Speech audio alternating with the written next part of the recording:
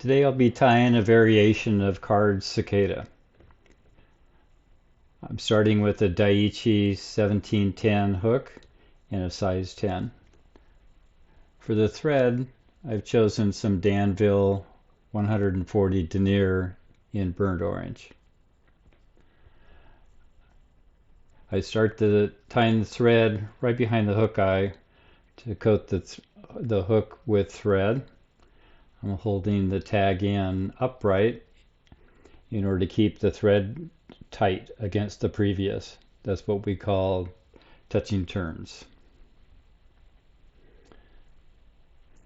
I'll trim the thread and continue on till I get down to the barb of the hook.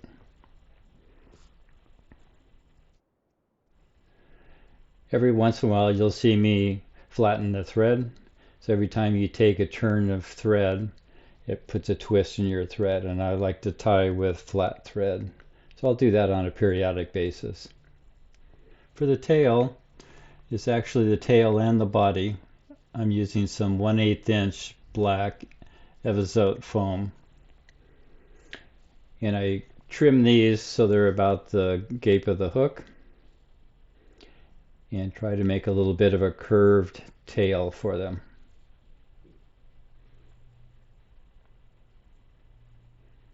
I take a lighter and just touch it. You don't want to use too much heat because it'll just melt everything. But you can see I just touch it and then use my thumb and forefinger in order to create a little bit of a tail. Take my tying thread using my thumb to hold it in place and take 4 or 5 at least turns of thread in order to keep it firm on top of the hook. This also calls for orange foam over the top of that. So I'll do the same to to put a taper in the tail.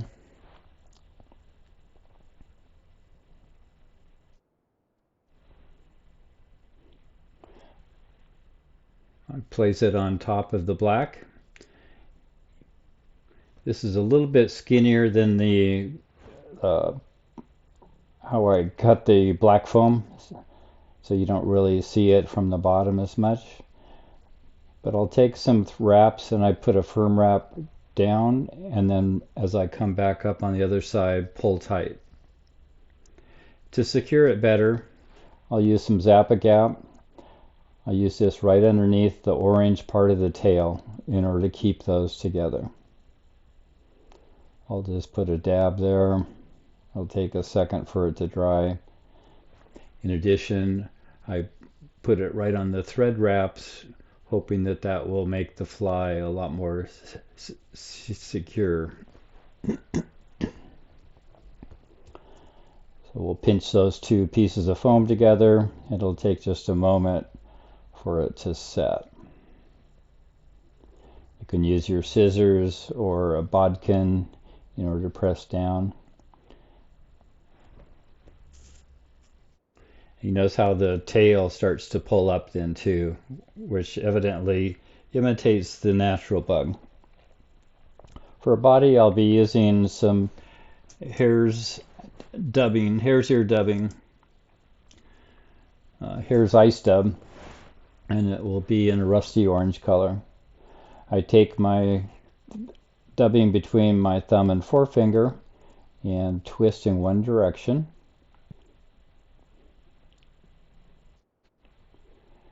We're going to create an underbody with this.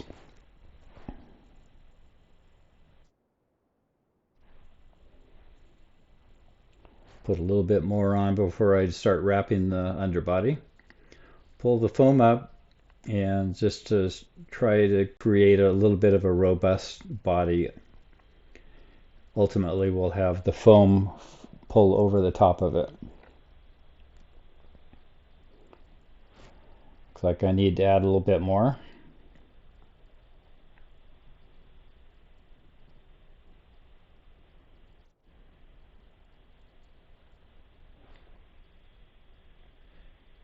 I'll pull the foam out of the way and continue wrapping forward, back over the top, and a little bit forward. I want to go to about the 2/3 mark, and I'll pull the black foam forward and put some secure wraps.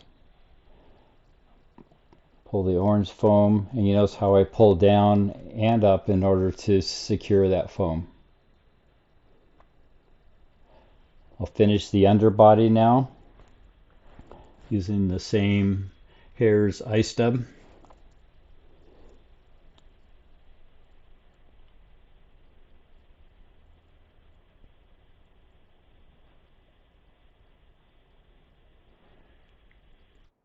Go back and start wrapping. I'll go all the way to the eye and back just to create that robust body. We'll end the thread right at the eye. Pull the black foam forward, hold it with your thumb, and make some secure wraps in order to tighten it down. Make sure I've got enough room for the head.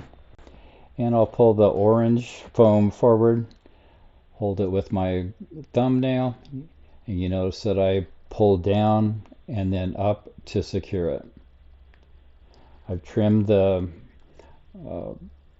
orange foam, and then I need to go back to a tie-in point for the wing and the legs, and I just put a wrap over the top of the head in order to take it back. I've made a little bit of a wider spot to secure the wing and the legs.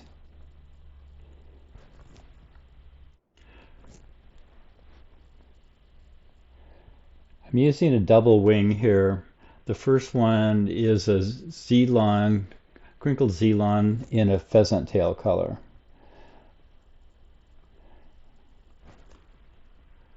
I'll use a finger dubbing brush in order to brush out the tail, or the wing, excuse me. Place it on top and take a few wraps to secure it. That's one side of the wing, and then I'll use the other side and tie that in as well. Use a few wraps to secure, and I want the wing to extend about the length of the tail. You notice that it'll pop back when you're pulling it tight. For the second part of the wing, I'm just using some poly.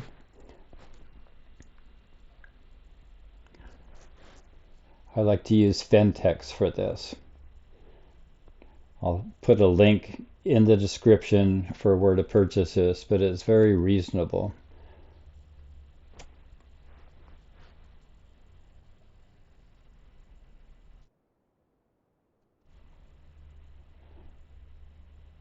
I've cut off a segment and used a dubbing brush in order to open the fibers up. And I'm going to tie these in on each side of the first wing. Use several thread wraps to secure it.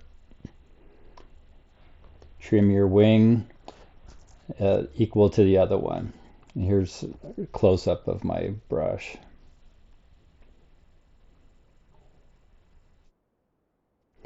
We're going to create the head now, and by just pulling that foam backwards. Make sure you've got enough room for your tie-off point, and we'll make a few thread wraps and then go forward, put one wrap around the eye and back the other side, and that creates a dimensional head.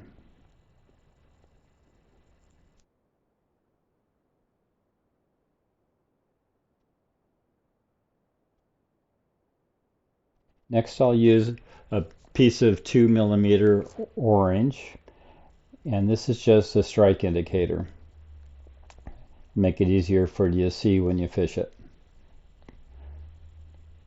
I'll trim the excess, and we should be ready for our legs. I'll be using some barred silly legs. I'll pull off a couple for each side. And one trick I use is just to wrap it around the thread and you can control exactly where you want to place the legs. Make a couple of thread wraps to secure it, and I'll try to pull those second leg fibers apart.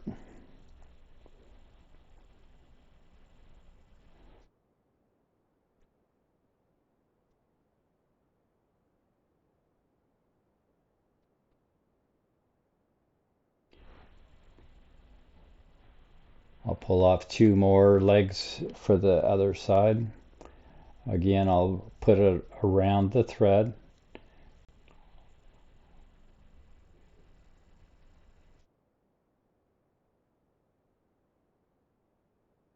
Then I can place it exactly on the side where I want it to lie.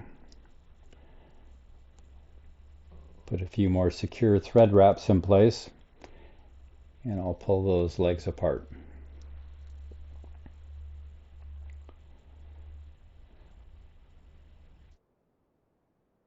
Trim the front legs to length. They're a little bit shorter. And the back legs, I'll cut them about where the wing is.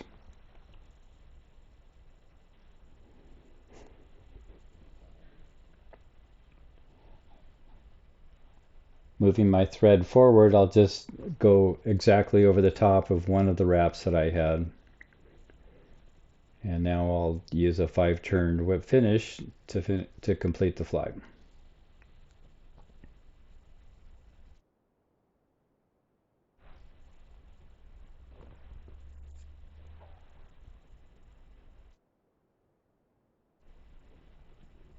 I'll tighten the knot to make sure it's tight and trim my thread.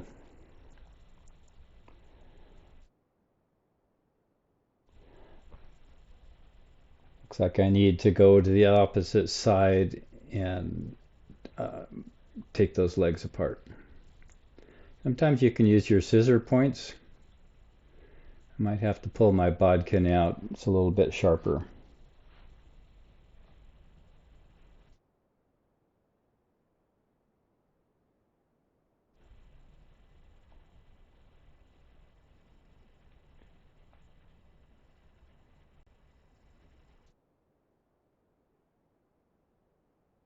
Usually doesn't take quite as long to pull those apart. There we go. And I got one leg I that they ended up moving apart. Lastly, I'll put a little bit of that brushable super glue on, Zap-A-Gap, right on the legs. This will make it a more secure fly.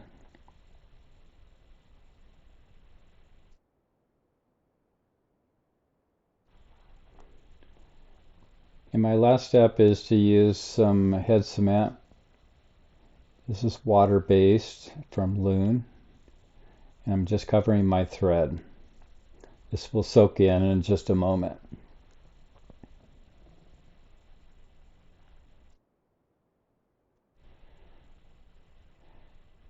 I haven't fished this fly, but I'm heading to Argentina in a couple of months. And I've heard they have some cicadas down there, and this fly might end up working. We'll have to see.